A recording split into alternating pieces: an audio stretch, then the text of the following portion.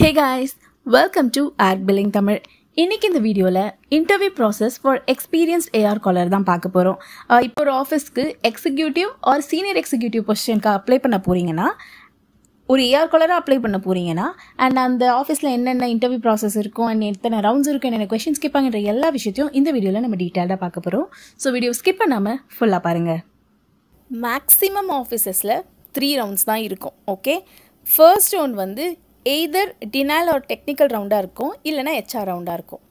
இப்போ for example first round வந்து உங்களுக்கு டினால் ஒரு டெக்னிக்கல் ரவுண்ட் இருந்ததுன்னா, செகண்ட் ரவுண்ட் ஹெச்ஆர் ரவுண்டாக இருக்கும். அப்படி இல்லை, ஃபர்ஸ்ட் ரவுண்ட் ஹெச்ஆர் ரவுண்டாக இருந்தால் செகண்ட் ரவுண்ட் வந்து டினால் ஒரு டெக்னிக்கல் ரவுண்டாக இருக்கும். அண்ட் தேர்ட் வந்து இந்த மாதிரி வைஸ் வர்ஸாவாக மாறும். ஓகேவா, தேர்ட் வந்து சேலரி டிஸ்கஷன். ரேர் கேசஸில் சில ஆஃபீஸஸில் வேர்ஸ் அண்ட் டெஸ்ட்டுன்னு ஒன்று வைப்பாங்க.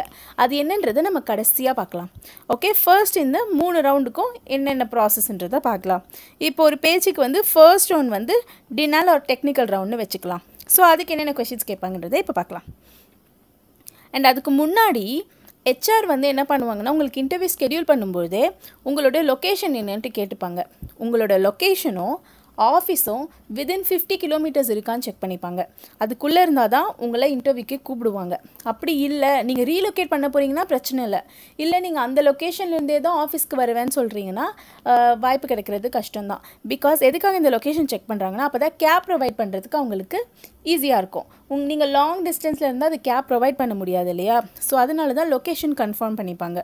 அவங்களோட லொக்கேஷனுக்குள்ளே தான் நீங்கள் இருக்கீங்கன்னா பிரச்சனை இல்லை, இன்டர்வியூ ஸ்கெடியூல் பண்ணிடுவாங்க. ஓகேவா, ஸோ ஃபர்ஸ்ட் ரவுண்ட் இப்போ பார்க்கலாம். ஃபர்ஸ்ட் ரவுண்ட் வந்து டினால் ஒரு டெக்னிக்கல் ரவுண்ட். இது யார் எடுப்பான்னு பார்த்தீங்கன்னா, ஆப்ரேஷன் டீமோடைய லீடு அப்படி இல்லைனா மேனேஜர் எடுப்பாங்க. இப்போது ஒரு டீமில் வந்து ரெக்குவயர்மெண்ட் வருதுன்னா அந்த டீமோட லீடு எடுக்கக்கூட சான்சஸ் இருக்குது. ஓகே, ஃபர்ஸ்ட் வந்து என்ன கொஷின் கேட்பாங்கன்னா, உங்களுக்கு என்னென்ன சாஃப்ட்வேர்ஸ் தெரியும், நீங்கள் என்னென்ன சாஃப்ட்வேர்ஸ் ஒர்க் பண்ணியிருக்கீங்க அப்படின்றத கேட்பாங்க. ஓகேவா, சில பேர் என்ன தெரியுமா தப்பு பண்ணுவாங்க, அவங்க இந்த அவைலிட்டி, அப்புறம் இந்த யூஹெச்சி போர்ட்டல், அப்புறம் இந்த மெடிக்கேர் போர்ட்டல், இதெல்லாம் வந்து சாஃப்ட்வேர் மாதிரி சொல்லுவாங்க. ஆக்சுவலாக அந்த தப்பு பண்ணாதீங்க, அது வெப்சைட், அது வேறு. சாஃப்ட்வேர்ன்றது நீங்கள் எதில் வந்து அந்த கிளைம்க்கு ஒர்க் பண்ணுறீங்க, எதில் நோட்ஸ் போஸ்ட் பண்ணுறீங்க, இதெல்லாம் தான் சாஃப்ட்வேர். ஃபார் எக்ஸாம்பிள் வந்து இந்த உண்ட் எக்ஸ்பர்ட், அத்தீனா, அதுக்கப்புறம் எப்பிக்கு, இதெல்லாம் தான் சாஃப்ட்வேர். ஓகேவா, ஸோ நீங்கள் எதில் ஒர்க் பண்ணுறீங்களோ அந்த சாஃப்ட்வேரோட நேம் சொல்லுங்கள்.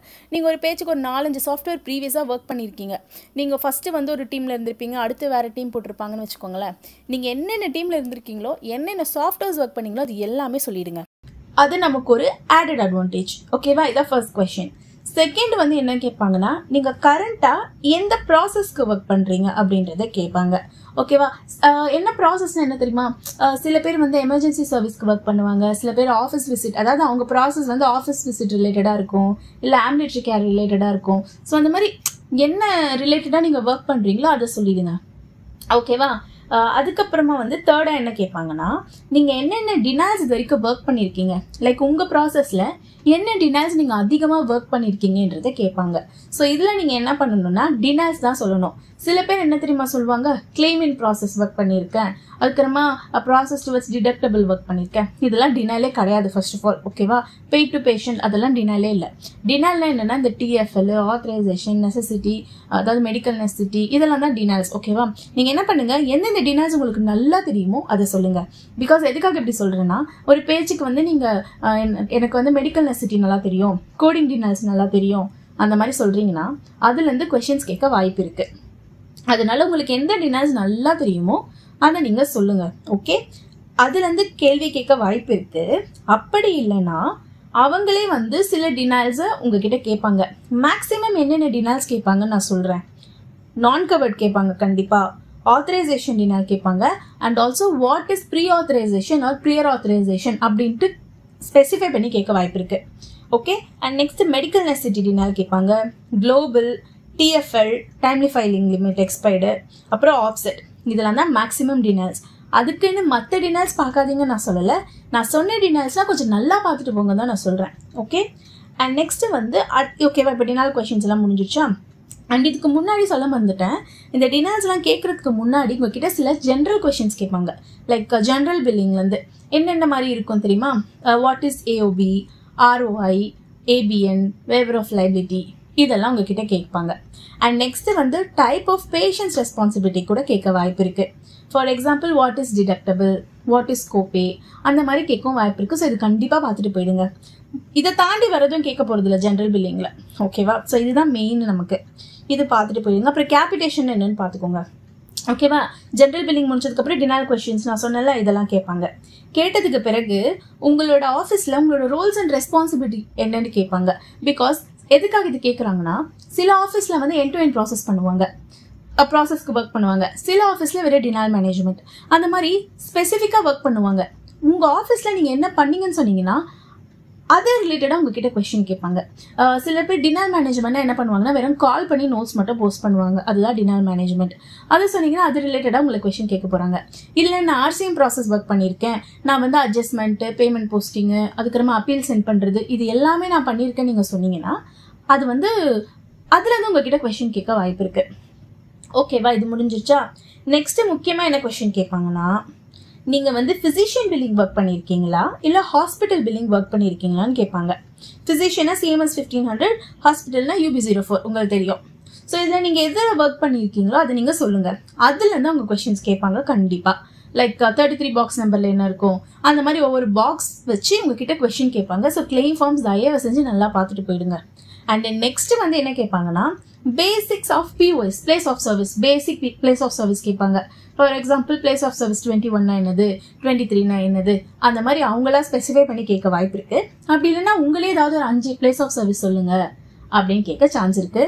அண்ட் முக்கியமாக மாடிஃபைரும் கேட்பாங்க. மாடிஃபைனா நம்ம அதிகமாக யூஸ் பண்ணுற மாடிஃபை 25, 59. ஸோ இந்த மாதிரி அதிகமாக நம்ம யூஸ் பண்ணுவோம்ல 50 அந்த மாதிரி மாடிஃபைஸ்லாம் தான் உங்ககிட்ட கேட்பாங்க. ஆனால் நீங்கள் கூகுள்லேயே சர்ச் பண்ணுங்களேன், basic modifies and basic place of service, அதை பார்த்து தயவு செஞ்சு மகப்பாவது அடிச்சுட்டு போயிடுங்க. ஓகே? அண்ட் நெக்ஸ்ட் இதெல்லாம் மேக்ஸிமம் இதிலே முடிஞ்சிடும். ரேர் கேசஸில் என்ன கேட்பாங்கன்னா, அந்த லீடே உங்ககிட்ட ஒரு சினாரியோ சொல்லி உங்ககிட்ட கொஸ்டின் கேட்பாங்க. ஃபார் எக்ஸாம்பிள், இப்போ ஒரு கிளைம் வந்து ரெஃபரலுக்காக டினை ஆகியிருக்கு.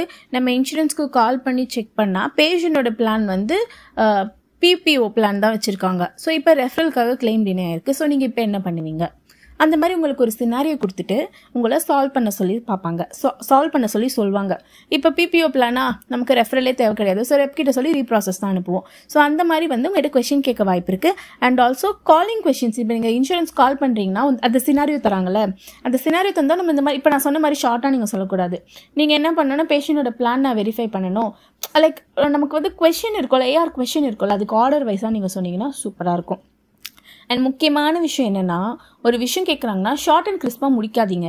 இப்போ ஒரு டினால் வந்து அது மொக்க டினேலாகவே இருக்கட்டும், அதை வந்து 2 lines 3 linesலாம் முடிக்காதீங்க. பேசிக்கிட்டே இருங்க. அவங்களே போதுன்னு சொல்கிற அளவுக்கு பேசணும். அது வரைக்கும் பேசுனீங்கன்னா அவங்களே உங்களை செலக்ட் பண்ணிடுவாங்க. ஓகேவா? பேசுகிறது தான் முக்கியம். அண்ட் ஆல்சோ கம்யூனிகேஷனும் கொஞ்சம் முக்கியம். ஓகே? இதுதான் வந்து டினால் ரவுண்ட். இதை தாண்டி மேக்ஸிமம் எதுவும் இருக்காது. ஓகே? ஸோ இப்போ டினால் ரவுண்ட் முடிஞ்சிருச்சு. இப்போ செகண்ட் ரவுண்ட் வந்து என்ன இருக்கும்? HR ரவுண்ட் நான் சொன்னேன். இப்போ HR ரவுண்டில் என்ன கொஷின்ஸ் கேட்பாங்கன்றதை நம்ம பார்க்கலாம். ஃபர்ஸ்ட் வந்து நான் ஆல்ரெடி சொல்லிட்டேன், லொக்கேஷன் பற்றி வந்து நம்ம இன்டர்வியூ ஸ்கெட்யூல் பண்ணுறதுக்கு முன்னாடியே கேட்பாங்கன்னு. சம்டைம் இன்கேஸ் இன்டர்வியூ ஸ்கெட்யூல் பண்ணுறதுக்கு முன்னாடி உங்கள் லொக்கேஷன் கேட்கலன்னா இப்போ உங்ககிட்ட லொக்கேஷன் பற்றி கேட்பாங்க. அதே நான் முன்னாடி சொன்னால அதே கதை தான். ஓகே? லொக்கேஷன் முடிஞ்சிருச்சா? நெக்ஸ்ட்டு வந்து எல்லா காலகாலமாக கேட்குற ஒரே கேள்வி, del me about your self. So இதில் வந்து டெல் மீ அபவுட் யுவர் செல்ஃபில் எப்போவுமே வந்து உங்கள் நேமு, உங்களை பற்றி, லைக் உங்கள் ஹாபீஸ், அதெல்லாம் தயவுசெய்து சொல்லாதீங்க. உங்கள் நேமு, அப்புறம் நீங்கள் என்ன படிச்சிருக்கீங்க, டோட்டல் இயர்ஸ் ஆஃப் எக்ஸ்பீரியன்ஸ் எவ்வளோ, அந்த மாதிரி ரிலேட்டடாக நீங்கள் போங்க. கொஞ்சம் எப்படி சொல்கிறது, கொஞ்சம் ப்ரொஃபஷ்னலாக போங்க. நம்ம காலேஜ்லாம் படிக்கும்போது ஃப்ரெஷராக போகிறச்ச tell me about yourself சொல்லும்போது மை ஹாபி இஸ் திஸ், என் வீட்டில் எத்தனை பேர் இருக்காங்க, அந்த மாதிரி நம்ம சொல்லுவோம். இப்போ அதெல்லாம் நம்ம மாற்றிக்கணும். ஆக்சுவலி அப்படி சொல்லவே கூடாது. இப்போ நீங்கள் என்ன சொல்லணும்னா, உங்கள் நேமு, நீங்கள் என்ன படிச்சிருக்கீங்க, டோட்டல் இயர்ஸ் ஆஃப் எக்ஸ்பீரியன்ஸ் எவ்வளோ, நீங்கள் என்னென்ன அச்சீவ்மெண்ட்ஸ் பண்ணியிருக்கீங்களோ அதுவும் சொல்லிக்கோங்க. இன்கேஸ் நீங்கள் பண்ணலைன்னா கூட சும்மா 1-2 சொல்லுங்கள். இந்த மாதிரி ரைசிங் ஸ்டாரு, அதுக்கப்புறமா top performer of the month, அந்த மாதிரி ஏதாவது ஒரு ஹெட்டிங்கை போட்டு இந்த மாதிரி அவார்ட்ஸ்லாம் நான் வாங்கியிருக்கேன் அப்படின்னு சொல்லிக்கோங்க. அண்ட் இதெல்லாம் உங்களுக்கு டினரில் நீங்கள் நல்லா உங்களுக்கு தெரியும்னா சொல்லுங்கள், இல்லைனா கண்டுபிடிச்சிருவாங்க போயின்ட்டு. ஓகேவா? ஸோ இந்த மாதிரி டெல் மீ அபவுட் யுவர் செல்ஃபில் உங்களை பற்றி எல்லாமே சொல்லிவிடுங்க. அதுக்கப்புறம் நெக்ஸ்ட்டு வந்து இது கண்டிப்பாக கேட்கக்கூடிய mandatory question, why you left the previous organization. Okay, இந்த கேள்விக்கு வந்து நம்ம என்ன சொல்லுவோம்? ஆக்சுவலி என்ன சொல்லுவாங்கன்னா மேக்ஸிமம் இந்த மாதிரி டிஎல் வந்து ரொம்ப ரூடாக இருந்தார், எனக்கு ப்ராப்பராக வந்து எனக்கு ஹைக் கிடைக்கல, இந்த மாதிரி ரொம்ப நெகட்டிவாகவே சொல்லுவோம். இல்லைன்னா எனக்கு எதாவது ஆக்சிடென்ட் ஆகிடுச்சு, அதிகமாக சொல்லக்கூடியது இதை, எனக்கு ஆக்சிடென்ட் ஆகிடுச்சு, லீவ் தரல, அதனால் அந்த ஜாபை விட்டுட்டு வந்துட்டேன். இதெல்லாம் சொல்லாதீங்க. என்ன சொல்லணும்னா, உங்களோட திறமைக்கு ஏற்ற மாதிரி அங்கே வந்து ஆப்பர்ச்சுனிட்டிஸ் கிடைக்கல, என்னால் அங்கே க்ரோ ஆக முடியல, அந்த மாதிரி வேணால் சொல்லிக்கோங்களே தவிர, ஆப்பர்ச்சுனிட்டிஸ் நிறைய கிடைக்கல அப்படின்ற மாதிரி சொல்லிக்கோங்களே தவிர, ஒரு ஆர்கனைசேஷனை பற்றி தப்பாக சொல்ல வேண்டாம். லைக் லீட் இப்படி இருந்தாங்க அதெல்லாம் சொல்லாதீங்க. அப்போ என்ன தெரியுமா நினைப்பாங்க, அப்போ இங்கே வந்தாலும் இந்த மாதிரி தான் சொல்லுவாங்க போல இருக்குது அப்படின்னு நினைப்பாங்க. ஸோ இந்த மாதிரி நெகட்டிவாக இல்லாமல் எனக்கு ஆப்பர்ச்சுனிட்டிஸ் கம்மியாக கிடைச்சிது, இந்த இடத்துக்கு வந்து எனக்கு நிறைய ஆப்பர்ச்சுனிட்டி கிடைக்க வேண்டிய நம்பிக்கையில் வந்திருக்கேன் அப்படின்ற மாதிரி பாசிட்டிவாக சொல்லுங்கள். கூகுளில் சர்ச் பண்ணி எடுத்துக்கோங்க. ஓகே, இது கேட்பாங்களா? நெக்ஸ்ட்டு வந்து உங்களோட ஸ்டெபிலிட்டி செக் பண்ணுவாங்க. இது மேபி ஃபஸ்ட்டாக கேட்குற கேள்வியாக கூட இருக்கல. இப்போ நான் சொல்ல போகிறது how many years of experience கேட்பாங்க. இப்போ ஃபார் எக்ஸாம்பிள் நான் 3 years எக்ஸ்பீரியன்ஸ்னு சொல்கிறேன்னு வச்சுக்கோங்களேன். 3 years வந்து எந்தெந்த கம்பெனியில் இருந்தேன்னு பார்ப்பாங்க. ஒரே கம்பெனியில் இருக்கேன்னு வச்சுக்கோங்களேன், 3 yearsம் சூப்பர், ஸ்டெபிலிட்டி பக்கா. இல்லை நான் வந்து 3 yearsல வந்து 2 கம்பெனி மாறி இருக்கேன் அப்படின்னா ஓகே தான். ஆனால் சில பேர் என்ன பண்ணுவாங்க தெரியுமா, 3 yearsல 3 கம்பெனி மாறி இருப்பாங்க, 3 yearsல 4-5 கம்பெனிஸ்லாம் மாறி இருப்பாங்க. ஸ்டெபிலிட்டியில் காலி, அவ்வளோதான், ரிஜெக்ட் பண்ணி அனுப்பிடுவாங்க. ஸோ அதனால ஸ்டெபிலிட்டி ரொம்ப முக்கியம். அதுக்குன்னு நம்ம ஃபேக்காக சொல்லக்கூடாது. ஓகே, இதை பற்றி நம்ம கடைசியாக பார்க்கலாம். ஹெச்ஆர் ரவுண்டில் இதுதான் மேக்ஸிமம் கேட்பாங்க. ஓகே, சம்டைம்ஸ் இந்த ஹெச்ஆர் ரவுண்ட்லேயே சேலரி டிஸ்கஷனை வச்சு முடிச்சிட வாய்ப்பு இருக்குது. அப்படி இல்லைனா 3rd round salary discussion. Okay, salary அப்புறம் ஹெச்ஆர் ரவுண்டில் முக்கியமாக என்ன கேட்டுப்பாங்கன்னா, நைட் ஷிஃப்ட் உங்களுக்கு ஓகே தானேன்னு சொல்லி கன்ஃபார்ம் பண்ணிப்பாங்க. அண்ட் எவ்வளோ சீக்கிரம் உங்களால் ஜாயின் பண்ண முடியும், அண்ட் இப்போ கரண்ட் ஆஃபீஸில் நீங்கள் நோட்டீஸ் பீரியடில் இருக்கீங்களா, என்ன கதை அப்படின்றத செக் பண்ணிப்பாங்க. அண்ட் எவ்வளோ சீக்கிரம் உங்களால் ஜாயின் பண்ண முடியுன்ற டீட்டெயில்ஸ் கொண்டு வாங்கிப்பாங்க. ஓகே, இவ்வளோ தான் ஹெச்ஆர் ரவுண்ட் முடிஞ்சு. நெக்ஸ்ட் வந்து சேலரி டிஸ்கஷன். சேலரி டிஸ்கஷனில் என்ன கேட்பாங்கன்னா, உங்களோட கரண்ட் டேக் ஹோம் எவ்வளோ இருக்குன்னு கேட்பாங்க. ஃபார் எக்ஸாம்பிள் நான் வந்து இப்போ ஒரு 20,000 வாங்குறேன்னு வச்சுக்கோங்களேன். இப்போ உங்களோட எக்ஸ்பெக்டேஷன் எவ்வளோன்ட்டு கேட்பாங்க. நீங்கள் வந்து என்னோட எக்ஸ்பெக்டேஷன் வந்து 30,000 அப்படின்னு நான் சொல்கிறேன்னா, அவங்க என்ன சொல்லுவாங்கன்னா, லைக் வந்து 30,000 நீங்கள் எவ்வளோ சேலரி சொன்னாலும், ஃபார் எக்ஸாம்பிள் நான் 20,000 வாங்குறேன், எனக்கு 25,000 தாங்கன்னு கேட்டால் கூட 25,000 இது வந்து ரொம்ப அதிகமாச்சே அப்படின்ற மாதிரி தான் சொல்லுவாங்க. நீங்கள் எவ்வளோ சொன்னாலும் அவங்க அதிகம்னு சொல்லி உங்கள் சேலரியை குறைக்க தான் பார்ப்பாங்க. ஆனால் நீங்கள் உங்களோட எக்ஸ்பெக்டேஷன் சேலரியில் ஸ்ட்ராங்காக இருங்க, மாற்றாதீங்க. நீங்கள் இன்டர்வியூ நல்லா பெர்ஃபார்ம் பண்ணிட்டீங்க, கேட்ட கொஸ்டின்லாம் செம்மையாக ஆன்சர் பண்ணிட்டீங்கன்னா, நீங்கள் கான்ஃபிடென்ட்டாக நீங்கள் எவ்வளோ எக்ஸ்பெக்ட் பண்ணுறீங்களோ அதில் இருங்க. அதுக்குன்னு ரொம்ப 20,000 வாங்கிட்டு எனக்கு 70,000 வேணும், 50,000 வேணும்னான்றதுலாம் தப்பு. நமக்கே தெரியும்ல எவ்வளோ பர்சன்டேஜ் வாங்கினா நமக்கு கரெக்டாக இருக்குன்ற அளவுக்கு நீங்கள் கேளுங்க, அதை சேஞ்ச் பண்ணிக்காதீங்க. ஓகே, அவங்க அப்படி தான் சொல்லுவாங்க, இல்லை இவ்வளோ தான் தர சொல்கிறாங்க, எங்களோட மேனேஜ்மெண்ட் படி இவ்வளோ தான் எங்களால் தர முடியும் சொன்னாங்கன்னா, இல்லை எனக்கு இவ்வளோ தான் வேணும்னு சொல்லி ஸ்ட்ராங்காக இருங்க. அப்படி இல்லை அவங்க சொல்கிற சேலரி உங்களுக்கு ஓகே தானா, ஓகே பண்ணிக்கோங்க, உங்கள் இஷ்டம் தான். வீடியோ ஸ்டார்டிங்கில் சொல்லியிருந்தேன், மேபி சில ஆஃபீஸர்ஸில் வேர்சான் டெஸ்ட் அப்படின்னு சொல்லி ஒன்று இருக்குன்னு சொல்லியிருந்தேன். ஸோ அந்த டெஸ்ட்டு எப்படி இருக்குன்றதை பற்றி ஆல்ரெடி நான் ஒரு வீடியோ பண்ணியிருக்கேன். அதாவது ஃப்ரெஷர்ஸ் இன்டர்வியூ ப்ராசஸ்னு ஒரு வீடியோ பண்ணியிருக்கேன். அதில் வேர்சான் ரவுண்ட் பற்றி நான் டீட்டெயிலாக எக்ஸ்பிளைன் பண்ணியிருக்கேன். அந்த வீடியோக்கான லிங்க் நான் டிஸ்கிரிப்ஷனில் தரேன். And also one of a subscriber வந்து இந்த வேர்சான் டெஸ்ட் எடுத்திருக்காங்க, அவங்க எப்படி எடுத்தாங்கன்ற எக்ஸ்பீரியன்ஸ்க்கான வீடியோவும், அந்த வீடியோக்கான லிங்க்கும் நான் டிஸ்கிரிப்ஷனில் தரேன், வேணுன்றவங்க செக் பண்ணிக்கோங்க. ஸோ இதுதான் இன்டர்வியூ ப்ராசஸ். இது முடிஞ்சதுக்கப்புறம் உங்களுக்கு 1 வீக்குள்ளே கால் வரும் செலக்ட் ஆகிட்டிங்கன்னா. ஓகே, 1 வீக்குள்ளே கால் வரலன்னா ஒரு வாட்டி கால் பண்ணி செக் பண்ணிக்கோங்க whether you are selected or ரிஜெக்டட்னு. ரிஜெக்ட்னா நோ ப்ராப்ளம், நிறைய ஆப்பர்ச்சுனிட்டிஸ் இருக்குது, வேறு ஆஃபீஸில் நம்ம பார்த்துக்கலாம்.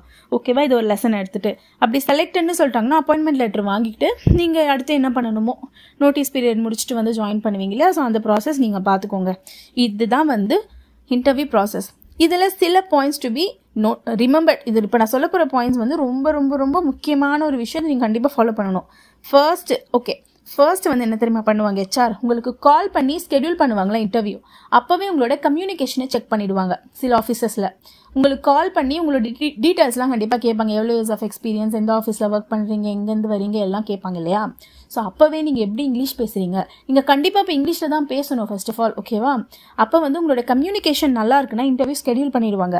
அப்படி உங்கள் கம்யூனிகேஷன் சரியில்லை, நல்லா லைக் அந்த அப் டு த மார்க் இல்லை அப்படின்னா என்ன பண்ணுவாங்கன்னா, ஓகே இப்போதைக்கு வேகன்சி இல்லை, நான் வரும்போது உங்களுக்கு கால் பண்ணுறேன் அப்படின்னு சொல்லி கட் பண்ணிவிடுவாங்க. ஃபர்ஸ்ட்டு செகண்ட் வந்து தயவு செஞ்சு பே ஸ்லிப்பு உங்கள் சேலரி விஷயத்தெல்லாம் போய் சொல்லாதீங்க. அண்ட் ஓகே, ஹெச்ஆர் ரவுண்டில் இன்னொரு விஷயம் கேட்பாங்க, நான் மிஸ் பண்ணிட்டேன் சொல்கிறதுக்கு. என்ன தெரியுமா, உங்ககிட்ட வந்து ரிலீவிங் லெட்டர்ஸ்லாம் இருக்கான்னு சொல்லி செக் பண்ணிப்பாங்க. சில ஆஃபீஸஸில் வந்து ரிலீவிங் லெட்டர் இஸ் மேண்டிட்ரி. ஓகேவா? ஆனால் நீங்கள் இன்டர்வியூ ஸ்கெடியூல் பண்ணுறது போதே கேட்டுக்கோங்க, உங்ககிட்ட ரிலீவிங் லெட்டர் இல்லைனா என்கிட்ட லெட்டர் இல்லைன்னு அப்ஸ்கான் தான் ஆனுன்னு சொல்லிடுங்க. தப்பே கிடையாது.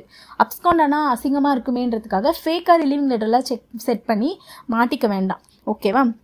இப்போ வந்து உங்கள் சேலரி ஸ்லிப்லேயும் அப்புறம் வந்து அப்புறம் என்னது ரிலீவிங் லெட்டர்லேயும் ஃபேக்காக எந்த டீட்டெயில்ஸுமே போடாதீங்க. பிகாஸ் நான் நிறைய பேர் பார்த்துருக்கேன், ஃபேக்காக போட்டு உள்ளே போயிடுவாங்க, செம்ம சேலரி வாங்குவாங்க, சடனாக பேக்ரவுண்ட் வெரிஃபிகேஷன் வந்து அப்படியே டெர்மினேட். இது தேவையா நமக்கு?